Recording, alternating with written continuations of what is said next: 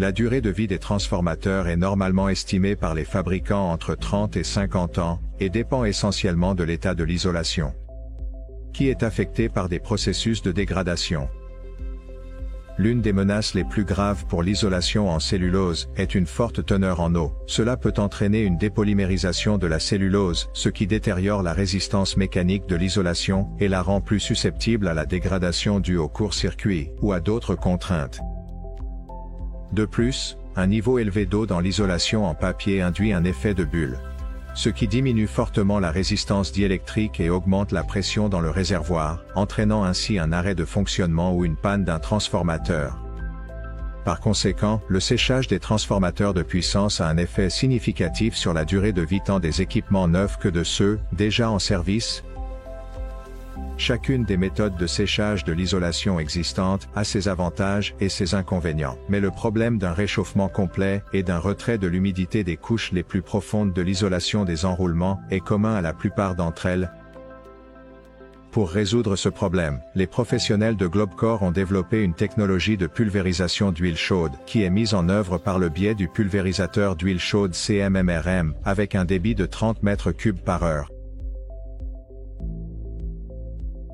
Le séchage des transformateurs avec l'utilisation du pulvérisateur d'huile chaude CMMRM commence par un presque complet de l'huile du réservoir du transformateur. Globcore recommande de ne pas laisser plus de 10% du volume initial dans le réservoir. Ensuite, le pulvérisateur d'huile chaude est installé au-dessus de la partie active du transformateur en combinaison avec le collecteur. Le collecteur se compose de brides de fixation et de tuyaux assemblés par soudage et est utilisé pour fixer les pulvérisateurs au réservoir du transformateur.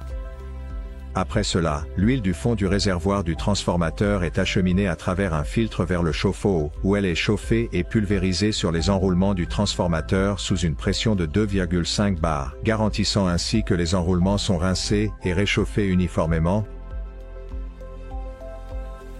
En conséquence, l'humidité commence à s'exsuder même des couches les plus profondes de l'isolation. Une fois la phase de réchauffement des enroulements terminée, l'alimentation en huile est arrêtée, et le vide du réservoir du transformateur commence et dure quelques heures.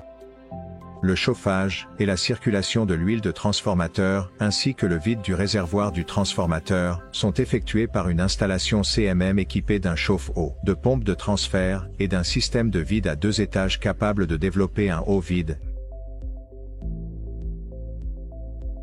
Ce cycle, consistant à chauffer avec de l'huile chaude et à aspirer, est répété plusieurs fois jusqu'à ce que la teneur en humidité de l'isolation solide ne dépasse pas 0,5% en masse pour les nouveaux transformateurs et 1,5% en masse pour les transformateurs en service. Les réservoirs de certains transformateurs plus anciens peuvent ne pas supporter un vide complet. Dans ce cas, il est recommandé soit de renforcer le réservoir avant le vide, soit d'extraire les enroulements du transformateur et de les sécher dans un four à vide américain, puis de les réinsérer dans le transformateur. Un séchage rapide par pulvérisation d'huile chaude et aspiration augmente la résistance diélectrique et prolonge la durée de vie de l'isolation solide des transformateurs d'au moins 10 ans, et souvent, pour une période plus longue. Quelle méthode utilisez-vous pour sécher l'isolation des enroulements du transformateur et pourquoi? Partagez votre expérience dans les commentaires. Plus d'informations sur l'équipement de séchage des transformateurs peuvent être trouvées sur notre site web globcore.com.